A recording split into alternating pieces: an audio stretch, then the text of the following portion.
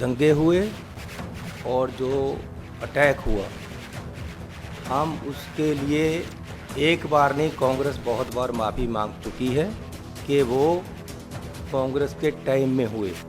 जो हरमंदर साहब पे अटैक हुआ वो गलत था। कि जहां हम खुद कह रहे हैं, मैं एआईसीसी के ऑफिस में बैठकर कह रहा हूं कि 84 में जो अटैक हुआ हरमंदर साहब पे वो गलत था, तो बीजेपी क्यों नहीं मानती कि जो 84 में अटैक हुआ उसको कराने के पीछे बीजेपी का एक बहुत बड़ा आंदोलन था और बीजेपी ने प्रेशराइज किया कि हरमंदर साहब में फौज भेजी जाए। कांग्रेस ने माफ़ी मांग ली है। बीजेपी इन दंगों को कराने में, बीजेपी आरएसएस हरमंदर साहब पे अटैक कराने में कब माफ़ी मांगेगी?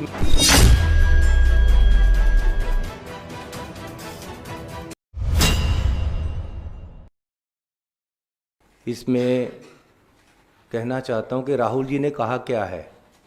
राहुल जी ने बोला है, एक सिख नौजवान को संबोधन करते हुए उन्होंने कहा, fight is about whether he as a Sikh is going to be allowed to bear his turban in India, और he as a Sikh is going to be allowed to bear kara in India, or he as a Sikh is going to be allowed to go to Gurdwara in India, and thus that's what the fight is about, and not just for him, for all religions.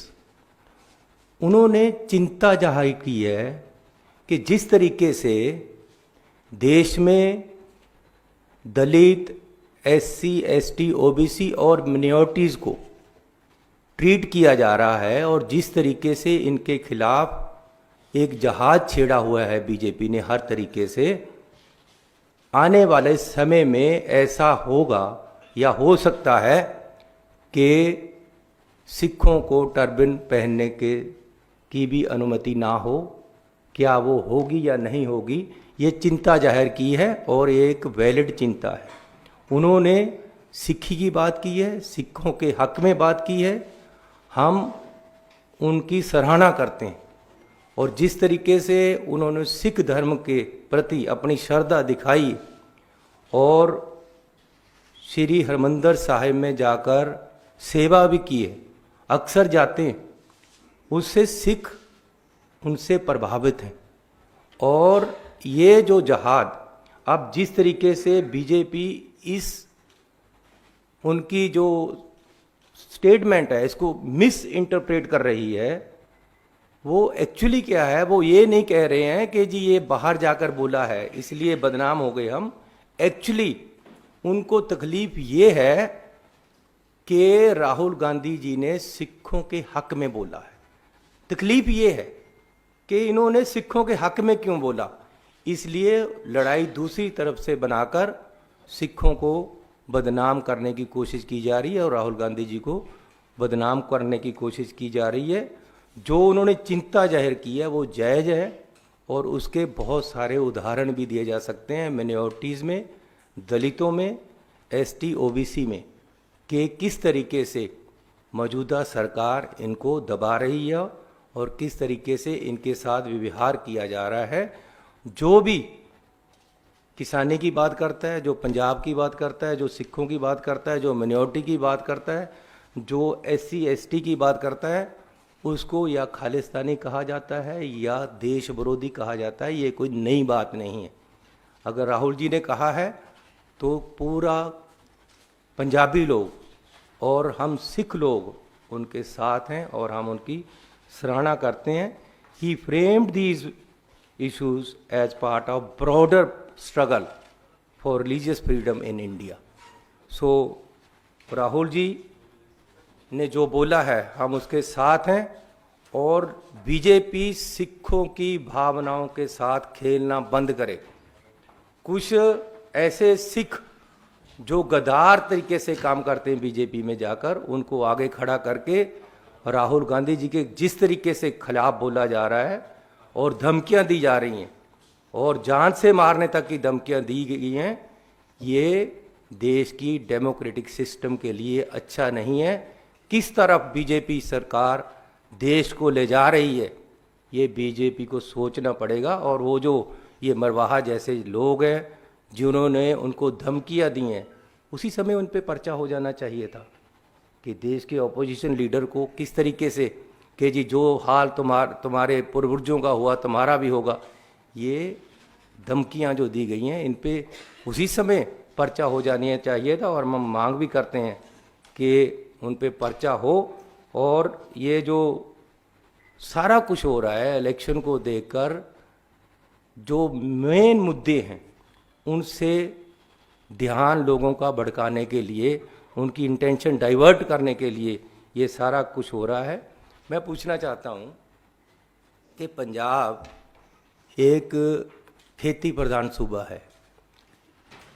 बहुत तरीके से पंजाब को उस वहाँ की अर्थव्यवस्था तहस नहस करने के लिए किसानों के खिलाफ कार्रवाइयाँ की जाती, उनके खिलाफ काले कानून लेकर आते हैं। इस बार भी ये झोने की फसल है, पैडी, वहाँ आज तक शैलरों में चावल उड़ रहा है, उठाया नहीं गया। हर शैलर वाले को 1 से 10 करोड़ रुपए तक का घाटा पड़ गया है। सरकार चाहती है कि पंजाब में खेती ना हो, इसलिए खेती वालों को हैरान किया जा रहा है, उनको परेशान किया जा रहा है, उनके बिजनेस खराब किए जा रहे हैं, उनकी फसल उठाई नहीं जा रही। ये सारा कुछ पंजाब और पंजाबियत और सिखों को ख़त्म करने की एक बहुत बड़ी साजिश है जो मैं आपके सामने रखना चाहता हूँ। और ये जो बीजेपी वाले कह रहे हैं कि जी बाहर जाकर बोले, प्रधानमंत्री जी बाहर जाकर क्या क्या बोले, इसके भी ज़रा देख लें। चाइना में ये कहा था, अरे भगवान बचाए भाई, पता नहीं पिछले जन्म में क्या पाप किए थे कि इंडिया में पैदा हो गए। ये मैंने नहीं बोला, ये बीजेपी के उस समय प्रधानमंत्री हैं जो आज उन्होंने बोला हुआ था बाहर चाइना में जाकर। चाइना भी बाहर का देश है, बात अंदर और बाहर की नहीं है। आज मीडिया इतना है कि आप यहाँ बात करो या बाहर बात करो, बात तो चारों तरफ फैलती। बात ये है कि उसका बात का मतलब क्या है। मतलब ये है कि आने वाले समय में मिनॉरिटीज़ को देखने के लिए भी कांग्रेस पार्टी उनके साथ खड़ी है। और राहुल जी ने जो सिखों के हक में बात की है, सिख उससे आभारी है और हम उनके जो बयान है उसके साथ है। धन्यवाद। सर, तरविंदर सिंह मारवाह ने सिखों के प्रदर्शन जो था बीजेपी का, उसमें उन्होंने कहा कि राहुल गांधी बाज आ जा, वरना तेरा वही हाल होगा जो तेरी दादी का हुआ था। इस बात को 2 दिन हो गए हैं और भाजपा ने तो कोई कार्रवाई नहीं की है। क्या कांग्रेस पार्टी, आप लोग FIR दर्ज कराएंगे, उनके खिलाफ पुलिस या शिकायत करेंगे? देखो, राहुल गांधी जी ने पगड़ी के हक में बोला है, सिक्खी के हक में बोला है, मिनॉरिटीज़ के हक में बोला है। और जो मरवाहा कुछ सिखों को लेकर वहाँ गया, वो मरवाहा या सिख नहीं, वो बीजेपी की एक चाल है कि जो अपोजिशन लीडर राहुल गांधी जी का ग्राफ बढ़ रहा है, उन्होंने सिखों के हक में क्यों बोला, इसलिए उस बात को पलटकर वो कर रहे हैं। ये मरवाहा नहीं बोल रहा कि आपका हशर वही होगा जो आपके पूर्वजों का हुआ, ये बीजेपी बोल रही है। और हम ये मांग कर रहे हैं कि मरवाहा पे FIR होनी चाहिए। उसने जिस तरीके से धमकियां दी है, ये डेमोक्रेटिक सिस्टम में किसी तरह भी अलाउड नहीं है। बाजवा साहब, एक सवाल है कि 1984 लेकर अभी आप लोगों ने कहा कि कांग्रेस सिखों के साथ खड़ी है। आज जगदीश टाइटलर को राउज एवेन्यू कोर्ट ने अब आरोप तय करने की बात की है। पार्टी उनको क्यों नहीं निकालती? आप लोग अभी तक उनको साथ लेकर गाहे बगाहे आपकी स्टेज पर भी नजर आते हैं, तो पार्टी फिर सामाजिकता और एक समरसता का संदेश क्यों नहीं देती उनको पार्टी से निकाल के? हम देखिए, जो दंगे हुए और जो अटैक हुआ, हम उसके लिए एक बार नहीं, कांग्रेस बहुत बार माफ़ी मांग चुकी है कि वो कांग्रेस के टाइम में हुए। जो हरमंदर साहब पे अटैक हुआ वो गलत था, ये कांग्रेस मान चुकी है और माफ़ी भी मांग चुकी है। और जिसको सज़ा देनी है, अब 10 साल से बीजेपी है, बीजेपी उन लोगों को क्यों नहीं सज़ा देती और उनकी बात उछालती है लेकिन उन लोगों को सज़ा नहीं देती जो उसके लिए जिम्मेवार हैं, जो यहाँ दंगे हुए। लेकिन साथ में ये भी कहना चाहता हूँ कि जहाँ हम खुद कह रहे हैं, मैं एआईसीसी के ऑफिस में बैठकर कह रहा हूँ कि 84 में जो अटैक हुआ हरमंदर साहब पे वो गलत था, तो बीजेपी क्यों नहीं मानती कि जो 84 में अटैक हुआ उसको कराने के पीछे बीजेपी का एक बहुत बड़ा आंदोलन था और बीजेपी ने प्रेशराइज किया कि हरमंदर साहब में फौज भेजी जाए। जो बीजेपी के लीडर हैं उन्होंने एक जुलूस निकाला कि हरमंदर साहब में फौज भेजी जाए। कांग्रेस की सरकार ने सिखों के आगे गोडे टेक दिए हैं, ये क्यों नहीं वहाँ भेजते फौज को। और बीजेपी अडवाणी जी ने अपनी book my country my life में इस चीज़ को इंडोर्स किया है कि उन्होंने एक आंदोलन चलाया, जहाँ बीजेपी ने और बहुत सारे आंदोलन चलाए, वहाँ एक आंदोलन ये भी था कि हरमंदर साहब में फौज को भेजकर वहाँ जो लोग हैं उनको पकड़ा जाए, उनको मारा जाए। ये ऑन रिकॉर्ड है। तो यहाँ तक कि आरएसएस के एक नेता जिनको भारत रत्न का पुरस्कार भी मिला, उन्होंने कहा कि जो ये दंगे यहाँ हुए वो परिणाम था आक्रोश का और गुस्से का, जिनको उन्होंने जायज़ ठहराया है। तो कांग्रेस ने माफ़ी मांग ली है। बीजेपी इन दंगों को कराने में, बीजेपी और आरएसएस हरमंदर साहब पे अटैक कराने में कब माफ़ी मांगेगी? मैं उनसे ये पूछना चाहता हूँ कि जो तुम्हारा रोल था उसकी आप कब माफ़ी मांगोगे? कांग्रेस ने माफ़ी मांगी है। आज भी मैं कहता हूँ कि गलती की गई कांग्रेस की तरफ से, क्योंकि कांग्रेस के राज में दंगे हुए, इसलिए माफ़ी उन्होंने मांगी है। लेकिन गुजरात के दंगों की कौन माफ़ी मांगेगा? ये भी आज एक सवाल है। मैं फिर भी गुजरात पे नहीं जाना चाहता, मैं पंजाब पे ही रहना चाहता हूँ, क्योंकि पंजाब की बात इन्होंने की है।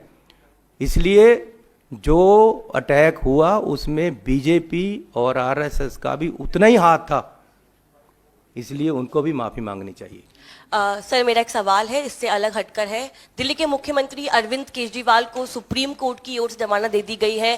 क्या आप उनकी जमानत को खुले मन से स्वीकार करते हैं और कांग्रेस पार्टी का क्या स्टैंड है अरविंद केजरीवाल की जमानत को लेकर? देखिए, ये कोर्ट का मसला है। उन पे एफआईआर हुई, उनका रिमांड लिया गया, उनकी आज जमानत हुई है। तो जो कोर्ट ने किया है वो कोर्ट का मसला है, हमारा उसमें इससे ज़्यादा कोई योगदान नहीं है या रोल नहीं है।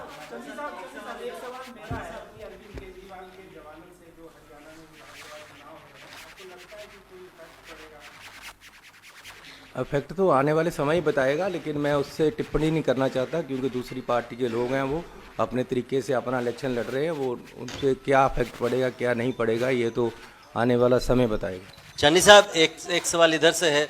आपने कहा कि आडवाणी जी के प्रेशर में हरमंदिर साहब पर सेना घुसी, लेकिन उस समय सरकार तो इंदिरा गांधी जी की थी। आप कहना चाह रहे हैं कि वो बीजेपी के प्रेशर में इंदिरा गांधी जी? मैं ये कहना चाहता हूँ कि बीजेपी आरएसएस ने एक माहौल क्रिएट किया देश में कि जो उस समय की कांग्रेस की सरकार थी वो अटैक नहीं कर रही अकाल तख्त पे, और जहाँ ये अटैक के और कारण उन्होंने किए होंगे वहाँ सबसे बड़ा एक ये भी कारण था कि जी पूरे देश में इन्होंने आंदोलन चलाया और जुलूस निकाले, अडवाणी जी ने उनको लीड किया, ये भी एक कारण बना। उसके लिए बीजेपी और आरएसएस को सिखों से और हरमंदर साहब पे जाकर माफ़ी मांगनी चाहिए।